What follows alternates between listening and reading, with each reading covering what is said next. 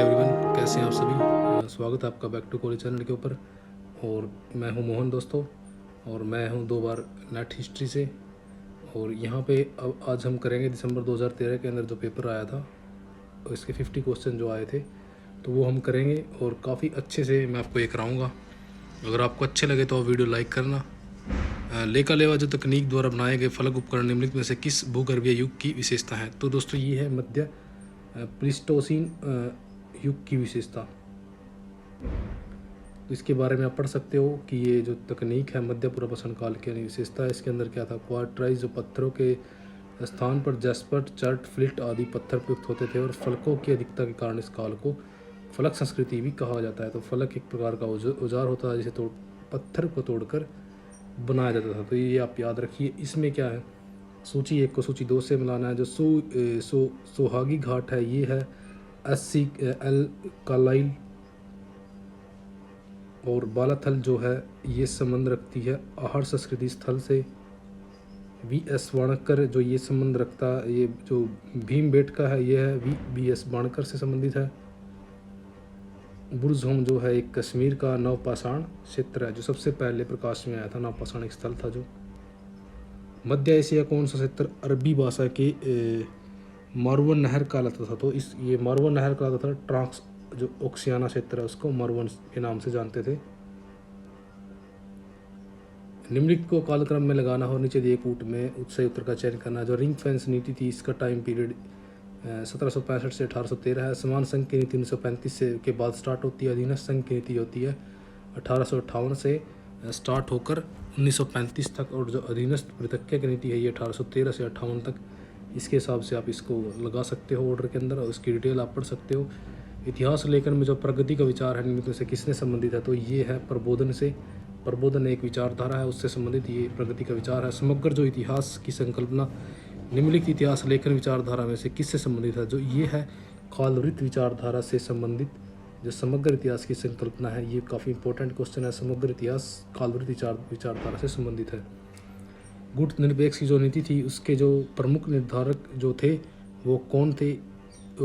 तो ये थे नस्लवाद का विरोध करना और राजतंत्र का विरोध करना। तो ये दोनों A और B इसका आंसर हो जाएगा।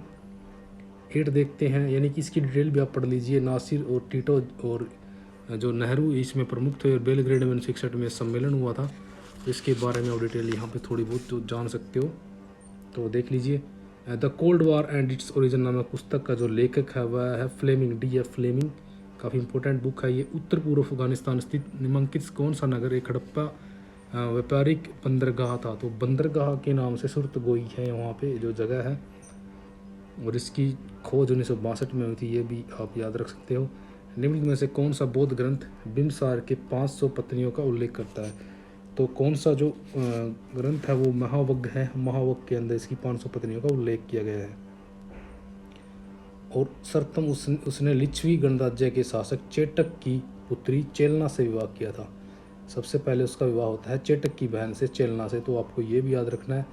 निम्नलिखित किन हिंद यूनानी शासकों ने सिक्के जारी किए जिन पर कृष्ण बलराम की आकृति बनी हुई थी। तो ये थी आगाथोक्लिस, और इसके बारे में आप पढ़ सकते हो कि ये मेनांडर की पत्नी थी, और अपने पुत्र के अवयस्क होने पर इसने प्रशासन को संभाल लिया था और सिक्कों का प्रचलन किया था। और बलराम और कृष्ण की आकृति के सिक्के उन्होंने चलाए थे। नागों से संबंधित निम्नलिखित किस स्थान पर नागराज दधिकरण का मंदिर स्थित है। तो ये है मथुरा के अंदर। इसके बारे में आप डिटेल थोड़ा पढ़ सकते हो। निम्नांकित जो पुराणों में से किसमें विष्णु के अवतारों की सूची में बुद्ध के स्थान पर कृष्ण को स्थानांतरित किया गया है। तो ये है वायु पुराण के अंदर। और ये मैं सेकंड टाइम इस क्वेश्चन को नेट के पेपरों के अंदर देख रहा हूँ, तो सेकंड टाइम ये पेपर में आया है। और पुराणों का जो शाब्दिक अर्थ होता है प्राचीन आख्यान, लोम, हर्ष और उग्रश्वा जो है इसके संकलनकर्ता माने जाते हैं। और ये 18 इनकी संख्या है। तो इसके बारे में आप थोड़ा डिटेल और पढ़ सकते हो पोज करके। निम्नांकित किस स्थल से शिव की सर्वप्रथम लिंगोद्भव मूर्ति प्राप्त हुई है। तो यह हुई है गुंडीमलम से, और गुंडीमलम शायद कर्नाटक के एरिया में पड़ता है। निम्नलिखित किस दक्षिण भारतीय मंदिर में भित्ति चित्र उपलब्ध हैं। तो भित्ति चित्र जो उपलब्ध है वो है नर्तमलाई का विजाल्या मंदिर, यानी कि विजाल्या चोलीश्वर मंदिर। और इसके बारे में आप ज़रूर पढ़ना कि ये कहाँ पे स्थित है। और ये प्रारंभिक जो पडुकट्टे ज़िले से इसके बारे में आप इसके चोल के संबंधित है, ये सब कुछ इसमें डिटेल दी गई है। तो इसकी व्याख्या को आप ज़रूर ध्यान से पढ़ना पॉज करके वीडियो को, काफ़ी इंपॉर्टेंट व्याख्या इसमें अंदर दी गई है। और निम्नलिखित पाल राजाओं को काल तिथि क्रम के अनुसार लगाना है। सबसे पहले कौन सा आएगा, तो सबसे पहले पता है हमें गोपाल आएगा, क्योंकि इसने ही पाल वंश की स्थापना की थी। उसके बाद आएगा देवपाल, और थर्ड पे जो आएगा नारायण पाल, फोर्थ पे आएगा राज्यपाल। तो इस हिसाब से इसका आंसर हो जाएगा यानी कि डीप IV थर्ड, यानी कि इसका हो जाएगा C, इसका आंसर हो जाएगा। यहाँ पे इनके बारे में डिटेल दी गई है। जो नालंदा में एक विहार का भी निर्माण करवाया था गोपाल ने, ये भी आप याद रखिए, नालंदा में एक विहार का निर्माण गोपाल ने कराया था जो पाल वंश का था। और जो देवपाल था उसने ओदंतपुरी यानी कि बौद्ध मठ का निर्माण कराया था देवपाल ने, ओदंतपुरी। तो ये भी काफ़ी इम्पोर्टेंट है। इनको आपस में संबंधित करना है। जो चिकित्सा शास्त्रीय जो ग्रंथ दिए गए हैं, कौन सा किसका है। भानुमति जो ग्रंथ है ये है चक्रपाणि दत्त का, और शालिहोत्र जो है ये है भोज का। वृक्ष आयुर्वेद जो है ये संबंध रखता है सुरेश्वर से। चिकित्सा सार संग्रह वगसेन से। तो हमें इसके आंसर देखने की जरूरत ही नहीं है इस हिसाब से। और ये राजा और राजवंश दिए गए हैं, इनको मैच करना है। उदयन जयराल जो था चेर शासक था। करिकाल जो था, जो करिकाल ये चोल शासक था। नदियोन जो था ये पांड्यन शासक था। सिंह विष्णु पल्लव शासक था, जिसने पल्लव वंश की स्थापना की थी। और ये लेखक और विधि संबंधित इनके ग्रंथ दिए गए हैं, इनको आपस में मैच करना है। जमित वाहन जो है दाएं भाग की रचना है, जमुत वाहन दाएं भाग। और जो गोविंद चंद्र राज है, इनकी मनुस्मृति के ऊपर टीका लिखी है इन्होंने। विज्ञानेश्वर ने लिखी है मिताक्षरा। और जो देवन भट्ट है इन्होंने लिखी है स्मृति चंद्रिका।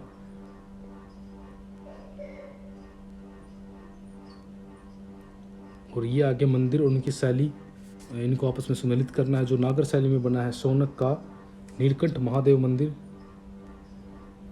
और जो द्राविड़ में बना है ये है एलोरा का कैलाशनाथ मंदिर। और जो चालुक्य शैली में बना है ये है लक्कुड़ी स्थित जैन मंदिर। विजातीय में शैली में बना है पहाड़पुर स्थित मंदिर। तो इसको आप पोज करके भी देख सकते हो। कथन कारण वाला क्वेश्चन आया है। गुप्तोत्तरकालीन प्राचीन भारतीय कला शैलियों का नामांकन क्षेत्र विशेष में राज्य कर रहे राजवंशों के नाम पर आधारित है। तो ए यहाँ पे सही दिया गया है, बिल्कुल करेक्ट बात है। ये जो प्राचीन भारतीय कला शैली का नामकरण विशेष राज्य कर रहे राजवंशों के नाम पर आधारित है। गुप्तोत्तरकालीन राजवंशों के शासक ही कला के एकमात्र संरक्षक सकते। गुप्तोत्तरकालीन जो राजवंशों की यहाँ बात कर रहे हैं, तो यही गलत हो जाएगा ये, क्योंकि अकेले वही नहीं थे, इन्होंने कला को संरक्षण दिया था। तो ये गलत हो जाएगा। तो इसका ए गलत है और आर सही है, यानी कि ए सही है और आर गलत है। मैं उल्टा बोल गया था इसको। तो आप यहाँ पे इसकी डिटेल पढ़ सकते हो। जो गुप्तोत्तरकालीन शासक थे, बड़े ही कला के उत्साही निर्माता थे। तो उन्होंने इस काल में भव्य मंदिर मूर्तियों यानी कि दुर्गों का निर्माण करवाया। राजपूतकालीन मंदिरों के भव्य नमूने खजुराहो आबू पर्वत गुजरात से भी प्राप्त होते हैं। अल-ब्रूनी के अनुसार अंत्यज थे। तो ये अंत्यज कौन थे? शूद्रों से भी निम्न वर्ग के लोग थे। और इनमें क्या थे? आठ शिल्पी संघ इसको ये कहते हैं। और आठ शिल्पी संघ के अंदर जो आएंगे, आप ये भी पढ़िए जो उसने बताए हैं। इसमें आएगा चमार, जुलाहे, मछली पकड़ने वाले, टोकरी बुनने वाले, शिकारी, और 2-3 और हैं जो इस वर्ग के अंदर आएंगे। इलबरी शासक जिसने दिल्ली सल्तनत में सिजदा, पाबोस और नरोज प्रारंभ कराए, वह कौन था? तो वह था बलबन, जिसने यह प्रारंभ करवाया था। इसके बारे में आप पढ़ सकते हो कि इसने कौन कौन सी नीतियाँ इसने शुरू की थी। नीचे 2 वक्तव्य दिए गए हैं, इनको कथन कारण और इनको मैच करना आपस में। तुर्कों ने क्या किया था? तुर्कों ने भवनों पर हिंदू शैली के अनुसार मानवीय पशु आकृतियों को अंकित करने की परंपरा का अनुसरण नहीं किया। तुर्कों ने भवनों पर हिंदू शैली के अनुसार मानवीय एवं पशु, ये सही दिया गया दोस्तों। इन्होंने फूल पत्तियों का ही यूज़ किया था, क्योंकि ये जो थे मूर्ति या कोई भी चित्र बनाना सही नहीं समझते थे जो मुस्लिम धर्म के अनुसार तुर्क। कारण पढ़िए, क्योंकि इन्होंने ज्यामिति एवं फूल पत्तियों की आकृतियों और फलक पैमाने पर कुरान की आयतों को अंकित किया। ये बिल्कुल सही बात है जो मैंने आपको पहले भी बताई। तो ए इसकी सही व्याख्या भी कर रहा है। अगर हम इसकी व्याख्या भी देखते हैं तो ए इसका राइट आंसर रहेगा। ये बुक्स दी गई हैं, आप इसकी डिटेल ऊपर जो दी है वो भी मैच कर सकते हो डिटेल के साथ भी। और ये बुक्स को हमें क्या करना है, मैच करना था। जो अदाबुल जो हर्ब व सुजात जो है, ये फ़क्र मुदबिर की रचना है और इसके अंदर युद्धों का इतिहास मिलता है, काफ़ी इंपॉर्टेंट है ये। तबक़ात जो नासरी है, यह पुस्तक है मिनहाज सिराज की। और कई बार ये क्वेश्चन दोनों बुक्स पूछी गई हैं कई बार। जो तारीख़ जहाँ गुशा जो है, यह है अता मलिक जुवैनी की, काफ़ी इंपॉर्टेंट रचना है। जो तारीख़ फ़िरोज़शाही है, यह है बर्नी की। तो काफ़ी इंपॉर्टेंट ये रचनाएं हैं। इनको क्या करना था, सूची 1 को सूची 2 से मिलाना था। जो इक्ता तमलीक होती है, यह होती है वंशीय इक्ता। और जो मजलिस खलवत होती है, राजा और उच्च अधिकारियों के बीच क्या होती है, गुप्त बैठक को बोलते हैं। और जो महसूल होता है, यह क्या होता है, प्रांत की कुल आय को ये बोलते हैं महसूल। इक्ता यस्तगील बोलते हैं लखुकालिक फौजदारी को। तो आप इसको पढ़ सकते हो डिटेल को। सिकदार था, तो सिकदार क्या था, सिकदार क्या था, प्रज्ञा स्तर पर सैन्य अधिकारी को सिकदार बोलते थे। और तो आप इसकी डिटेल को भी पढ़ सकते हैं। सिक्कों की स्थापना बलबन ने की थी, ये भी काफ़ी इंपॉर्टेंट फैक्ट दिया गया है। और प्रज्ञा का अधिकारी होता था यह, और ये शांति व्यवस्था स्थापित करता था। और क्रिस्को से जो वसूली में आमिल की है सहायता करता था। और इसके अतिरिक्त सिकदार प्रज्ञा में न्यायाधीश के रूप में भी फौजदारी मुकदमों का भी निर्णय करता था। तो ये काफ़ी इंपॉर्टेंट है इसके बारे में। मध्यकालीन के ऊपर क्वेश्चन आया है कथन कारण वाला। तो इसमें देखिए, मध्यकालीन भक्ति आंदोलन बौद्ध और जैन मत के मानने वालों को हिंदू धर्म से जोड़ने में सफल रहा।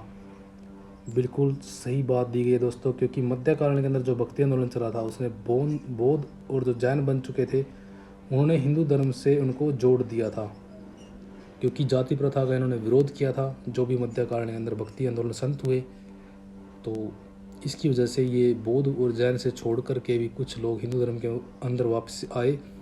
सांस्कृतिक जो समायोजन की प्रक्रिया में जनजाति के अनेक लोग हिंदू जाति प्रथा में सम्मिलित हो गए। ये बिल्कुल सही बात दी गई है, कारण भी इसका यही सही बनता है। तो इसका ए आंसर रहेगा, ये व्याख्या भी सही करता है, ए इसका राइट आंसर है। तो आप ये पढ़ सकते हो डिटेल जो दी गई है। यानी कि इसने क्या किया था, जो भ्रांतियाँ फैली हुई थी उस पर चोट की, मूर्ति पूजा का विरोध किया, इस्लाम के प्रति जाति प्रथा से लाभान्वित भी हुआ यह चीज़, और इन्होंने जाति प्रथा के बंधनों को समाप्त करने का प्रयत्न किया। तो आप ये पढ़ सकते हो। शेख नूरुद्दीन ने स्थापना की थी, तो ये की थी कश्मीर में सूफियों के ऋषि सिलसिले की। ये दोस्तों ऑनलाइन पेपर हुआ था, उसके अंदर भी सेम क्वेश्चन आया हुआ है। सुल्तान के बीच संबंधों के संदर्भ में कथनों में से कौन सा कथन सही है। उलेमा और सुल्तानों के मध्य जो सबसे बेस्ट इसमें दिया गया है, इसमें कोई भी सही नहीं दिया गया है। तो इसका डी इसका आंसर है। उलेमा को शरीयत से अधिकार की प्राप्ति होती थी, ऐसा भी इनके संबंधों को कोई प्रस्तुत नहीं कर रही है चीज़। ये उलेमा ने दैवीय सुल्तानों को दैवीय शब्दों की व्याख्या करने की आज्ञा दी, ये भी संबंध को व्याख्या नहीं करता। उलेमा को सुल्तान अपनी इच्छा अनुसार छोड़ नहीं सकता था, ये भी कोई व्याख्या नहीं कर रहे इनके संबंधों की। तो डी इसका आंसर हो जाएगा। उलेमाओं का सबसे पहले विरोध अलाउद्दीन खिलजी ने किया था। तो ये काफ़ी इंपॉर्टेंट है दोस्तों, सबसे पहले विरोध अलाउद्दीन खिलजी ने किया था। आप इसको अच्छे से याद रखिए, कई बार रिपीट हुआ है। उलमाओं से ना ही सलाह लिया करता था और ना ही खलीफा के नाम का सहारा उसने लिया था। अलाउद्दीन खिलजी की बात है यहाँ। मोहम्मद बिन तुगलक जो था, उसने भी उलेमा वर्ग को शासन में हस्तक्षेप करने दिया। उसने बाद में उलेमाओं के प्रभाव को दिल्ली सल्तनत में काफ़ी था। तो उसके बाद उलेमाओं का प्रभाव भी दिल्ली के अंदर काफ़ी हो गया था दिल्ली सल्तनत में। उस विदेशी यात्री की पहचान की जिसे बहमनी साम्राज्य का वृत्तांत दिया है। तो ये था निकितीन, जो आया था 1470 से 1474 के बीच बहमनी के अंदर पहले जाता है, बहमनी सल्तनत के अंदर। और मोहम्मद तृतीय का उस टाइम शासनकाल था बहमनी के अंदर। रूसी घोड़ों का यह व्यापारी था और बीदर में भी आ रहा था। और इसका वृत्तांत जो है बहमनी शासन के अधीन क्या है, राज दरबार सेना और लोगों की दशा का भी उन्होंने निकितीन ने किया है। और भारत की गरीबी का वर्णन करने वाला भी ये निकितीन ही है। इसने सबसे पहले भारतीय गरीबी का वर्णन किया है, ये भी आप याद रखिए। निम्नलिखित में से हुमायूं के संबंध में कौन सा कथन सही है। हुमायूं के संबंध में, हुमायूं को खगोल शास्त्र और भूगोल में गहरी दिलचस्पी थी, ये सही दिया गया है। हुमायूं ने शाही पुस्तकालय के लिए पुस्तकों का भारी संग्रह किया, ये सही दिया गया है। शेर मंडल की स्थापना करता है, पुस्तकालय से गिरकर ही हुमायूं मरता है, ये भी आपको याद रखना है। और हुमायूं अपने सैन्य अभियान के दौरान पढ़ने के लिए कुछ न कुछ चुनी पुस्तकें ले जाया करता था। बिल्कुल इंपॉर्टेंट फैक्ट दिए गए दोस्तों, ये सारे ही सही दिए गए हैं यहाँ पे उपयुक्त सभी। और एक चीज़ आपको याद रखनी है, बाबर जो था, लास्ट ईयर क्वेश्चन आया था, नहीं बाबर नहीं दोस्तों, अकबर था। तो अकबर अपने हरम में भी पुस्तकें रखता था, क्योंकि अकबर अनपढ़ था। तो उसकी लेडीज़ जो थी हरम की स्त्रियाँ, उसको पढ़ करके बुक्स यानी कि पढ़ाती थी उसको या सुनाती थी। तो ये उसके बारे में है। और हुमायूं का जो पुस्तकालय है देश विदेश की पुस्तकों से भरा पड़ा था। दीन इलाही प्राथमिक रूप से था, तो यह क्या था, विश्व समरसता के सिद्धांत को दोहराना, यानी कि विश्व शांति के उससे आप इसको देख सकते हो। दीन इलाही की स्थापना 1581 के अंदर वो करता है। अबुल फजल ने इसे तौहीद इलाही का नाम दिया है, और इसमें उदारता, दानशीलता, दुष्टों को क्षमा करना, क्रोध की विनम्रता और उपेक्षा और शारीरिक इच्छा का यानी कि संसारिक इच्छा का परित्याग। तो दीन इलाही के अकबर के जो मित्र हिंदू, अकेला एक हिंदू जिसने इसको अपनाया था वो बीरबल था, बाकी सभी ने इसको नहीं अपनाया था। और यह किसी के लिए अपनाना कोई ज़रूरी नहीं था कि सभी को अपनाना है, ये अपनी इच्छा थी, तो बीरबल ने स्वयं इच्छा से इसको अपनाया था। तो नेक्स्ट देखिए, सामान्य आकलन के अनुसार जो 16वीं और 17वीं शताब्दी में भारतीय ग्रामीण जनसंख्या का क्या प्रतिशत था, तो यह था 85% जो गांव में जनसंख्या रहती थी। राठौर विद्रोह से संबंधित कथनों पर विचार कीजिए और उनमें से जो सही हैं वो हमें देखने हैं। तो इसमें जो सही हैं वही हम देखेंगे। औरंगजेब ने इंद्र सिंह को मारवाड़ का शासक बना दिया था, बिल्कुल सही दिया गया है ये। और रानी हाड़ा को विद्रोह में राठौड़ और मेवाड़ के राणा सांगे ने समर्थन दिया, बिल्कुल सही दिया गया। और ये दोनों यहाँ पे गलत दिए गए हैं, तो इसके आंसर आप देख लीजिए, 2 और 4 इसका आंसर है।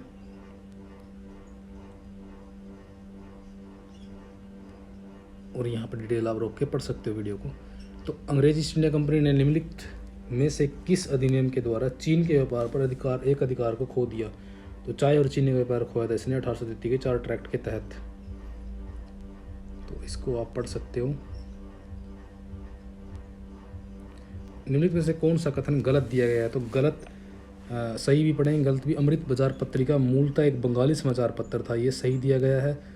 जनभाषा का समाचार पत्र समाचार दर्पण वार्न हेस्टिंग्स के कार्यकाल के दौरान शुरू हुआ, तो ये गलत दिया गया है, क्योंकि यह इस समय नहीं स्टार्ट हुआ था, तो ये सही नहीं है। इसके अंदर बम्बई टाइम्स का नाम टाइम्स ऑफ इंडिया हो गया, बिल्कुल सही है। साप्ताहिक समाचार पत्र Bengal Gazette James Augustus Hicky ने स्टार्ट किया था, तो ये डिटेल नीचे आप इसकी देख सकते हो। इनकी संधियाँ जो हुई थी इनको मैच करना था। इलाहाबाद की संधि 1765 में हुई थी, मद्रास की संधि हुई थी 1769 के अंदर, और पुरंदर की संधि हुई थी 1776 के अंदर। मंगलौर 1784 के अंदर जो हुई थी टिप्पू और अंग्रेजों के मध्य। 1857 के विद्रोह के में भाग लेने का मुख्य कारण था, क्रिस्को के भाग लेने का मुख्य कारण क्या था, असाधारण रूप से उच्च राजस्व की मांग, बिल्कुल जर्मन कारण था ये। राजस्व नीति में क्रिस्को को ही नहीं अपितु देश के कुलीन लोगों को अभी विनाश कर दिया, ये बिल्कुल सही दिया गया है। नई राजस्व नीति के लाभार्थी भी संतुष्ट नहीं थे, तो ये सारी चीज़ें इसके लिए सही दी गई हैं और इसके बारे में आप पढ़ सकते हो। इन्होंने अंग्रेजों ने भारतीयों का क्या किया, आर्थिक शोषण किया था, तो इसकी वजह से ये विद्रोह ने जन्म लिया था। सूची इसको मिलाना है आपस में। सैयद अहमद खान की मृत्यु होती है 1898 के अंदर। मदन लाल ढींगरा ने जो लंदन में कर्जन वैली की गोली मारकर हत्या की थी, ये की थी 1909 के अंदर। चापेकर बंधुओं ने क्रूर जो प्लेग आयुक्त था रैड और ले अरेस्ट की हत्या की थी 1897 के अंदर। और जॉर्ज 5 के सम्मान में दिल्ली दरबार का आयोजन हुआ था 1911 के अंदर, हार्डिंग के टाइम पे। कथन कारण दिए गए हैं, इनको मैच करना है। मैकाले का विधि आयोग जो 1860 में गठित हुआ था, उसने भारत में पूर्वी निरंकुशवाद की धरती के विचार को मिटा दिया, तो ये सही दिया गया है। समता और न्याय की निरंकुश शासकों के अंध और कठोर न्याय के विकल्प के रूप में देखा जाने लगा, तो ये दोनों सही हैं और ये व्याख्या भी इसकी सही कर रहा है, तो इसका आंसर सी है। तो यहाँ आप इसको पढ़ सकते हैं, इसके बारे में डिटेल जो दी गई है। अगर मैं पढ़ूँगा तो काफ़ी वीडियो खिंच जाएगी लंबी। और इनको सूचियों को सम्मिलित करना था। बहराम एम मालाबारी जो है पारसी समाज सुधारक थे ये, और जो डी के केशव कर्वे हैं ये संबंध रखते हैं नारी मुक्ति से। शिक्षा इन्होंने नारी शिक्षा भी इन्होंने स्टार्ट की थी। जो कुंडुकरी वीरेशलिंगम है ये संबंधित है विधवा पुनर्विवाह अभियान से। गुरजावा जो गुरजादाप्पा राव है ये है कन्या शुल्कम से संबंधित है। निम्नलिखित में से कौन जस्टिस पार्टी से संबंधित नहीं था, तो इसके अंदर से सी वाले ये नहीं थे। के एम पात्रो, रामास्वामी नायकर पेरियर, राजा राम रैनगर, इनके नाम आपको याद रखने हैं। इसका गठन हुआ था 1916-17 के अंदर। और इसके नेता दिए गए हैं मुदलियार नायर, पी.एल. व्यागराज, के.एम. पात्रो, रनिगर, और ये पार्टी दक्षिण भारत में सक्रिय थी। नाभा और जिन के शासकों ने रणजीत सिंह की अधीनता स्वीकार किए जाने के प्रतीक के रूप में उन्हें क्या भेंट दी थी, तो उनको कीमती उपहार दिए गए थे। ये आपने याद रखना है। रणजीत सिंह के सभी सिखों के नेता बनाना उसको चाहते थे, तो पटियाला नाभा और जिन की ओर से आक्रमण करना शुरू कर दिया और कोई सफलता भी पाई। इसके बदले नाभा और जिन के शासकों ने रणजीत सिंह की अधीनता स्वीकार के बदले में उन्हें कीमती उपहार बांटे थे। और ये है दोस्तों तोपों की सलामी का अधिकार, किसको कितनी सलामी का अधिकार दिया गया था, उसके हिसाब से इस क्वेश्चन को लगाना था। तो सांगली को 9 का अधिकार था, और ग्वालियर को था 21 का, और धौलपुर का था 15 का, और कच्छ को था 17 तोपों की सलामी का अधिकार। दोस्तों ये संबंध होता था अंग्रेज़ों के ऊपर, डिपेंड करता था कि वो कितनी तोपों की सलामी का अधिकार इस स्टेट को देंगे। तो ये वायसराय से उनके संबंध जैसा होता था, उसके हिसाब से उनको दे दी जाता था कि इतनी तोपों की सलामी आप दे सकते हो। ग्वालियर की आप देख सकते हो कि ग्वालियर के एरियाज़ के अंदर सिंधिया का प्रभाव था, तो यहाँ पे इनको 21 सबसे ज़्यादा तोपों की सलामी करने का अधिकार दिया, क्योंकि सिंधिया जो थे अंग्रेज़ों के अच्छे दोस्त थे। तो इस चीज़ से आप इसका आइडिया लगा सकते हो क्वेश्चन का। और इसको भी मैच करना था। क्लेमेंट एटली जो है कैबिनेट मिशन से संबंधित है। माउंट बैटन जो है ये है प्लान बल्कान से संबंधित, और लॉर्ड लिंथगो जो है अगस्त ऑफर से संबंधित है। वावेल जो है ब्रेकडाउन प्लान से संबंधित है, और काफ़ी इंपॉर्टेंट ये क्वेश्चन है यहाँ पे। निम्न से वह कौन सी आसान समस्या थी जिसका सामना भारत को स्वतंत्रता प्राप्ति के तुरंत बाद करना पड़ा था, तो ये थी दोस्तों जब भारत विभाजन हुआ उसके बाद जो दंगे हुए सांप्रदायिक और शरणार्थियों की समस्या बन गई। लाखों लोग इधर से उधर हुए और कई लाखों लोग इसके अंदर मारे गए। तो सबसे पहले दंगा जो कलकत्ता से हुआ था, ये अगस्त 1946 से ही सीधी कार्रवाई वहाँ शुरू कर दी गई थी, और इसके बाद समझौते भी हुए। तो आप ये पढ़ सकते हो। उस पत्रिका के नाम का चयन कीजिए जिससे गांधी जी संबंधित नहीं थे। तो इंडियन ओपिनियन उनका था, हरिजन उनका था, इंडियन मिरर इनका नहीं था, यंग इंडिया इनका था। तो इंडियन मिरर जो था ये देवेंद्र नाथ टैगोर का था।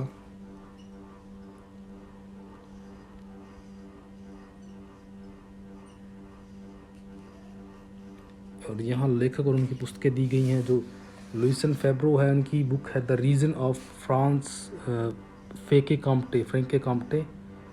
तो एक का बनेगा 4। मैक्स ब्लॉक की है द हिस्टोरियंस क्राफ्ट, यानी कि ये है मार्क्स ब्लॉक, यहाँ नाम गलत दिया गया है। द हिस्टोरियंस क्राफ्ट उनकी बुक है। मार्क ब्लॉक सही नाम बनेगा इनका। एमानुएल एंड एल और लडूरी का बनेगा द पीजेंट ऑफ द लैंग्यूडोक, और फर्नांड जो ब्रेंडल है इनका बनेगा द मेडिटेरेनियन। तो आप ये देख सकते हो। 50 नंबर हमारा लास्ट क्वेश्चन देखिए। उपनिवेशवाद की संक्रमण प्रक्रिया जो थी 1757 और 1856 के बीच लगभग इस शताब्दी से चल रही थी। तो ये यहाँ बिल्कुल सही है। इंग्लिश ईस्ट इंडिया कंपनी ने उन तमाम क्षेत्रों पर कब्जा कर लिया जो प्रत्यक्ष उनके नियंत्रण में थे। इंग्लिश ईस्ट इंडिया कंपनी ने तमाम क्षेत्रों पर कब्जा कर लिया जो उनके, तो ये दोस्तों सही नहीं दिया गया है, क्योंकि इंग्लिश ईस्ट इंडिया कंपनी ने ऐसा कोई भी कब्जा नहीं किया था। ए यहाँ पे सही दिया गया है और आर यहाँ गलत दिया गया है। इसके बारे में आप डिटेल यहाँ नीचे पढ़ सकते हो। इसकी शुरुआत 1757 में प्लासी के बाद स्टार्ट होती है, और बंगाल पर इनका प्रभुत्व स्थापित हो जाता है। और कंपनी के 2 उद्देश्य थे, भारत में व्यापार और एकाधिकार कायम करना। ऐसी अनुकूल परिस्थिति बनाए उन्होंने कंपनी भारत से न्यूनतम मूल्य पर सामान खरीदती थी और उसे अधिकतम दामों पर बेच सकती थी। कंपनी का दूसरा उद्देश्य था भारत की सत्ता के ऊपर नियंत्रण स्थापित करना और राजस्व के ऊपर एकाधिकार करना। दोस्तों ये थे हमारे 50 क्वेश्चन। तो जय हिंद, वंदे मातरम दोस्तों, और वीडियो लाइक और सब्सक्राइब चैनल को ज़रूर करना।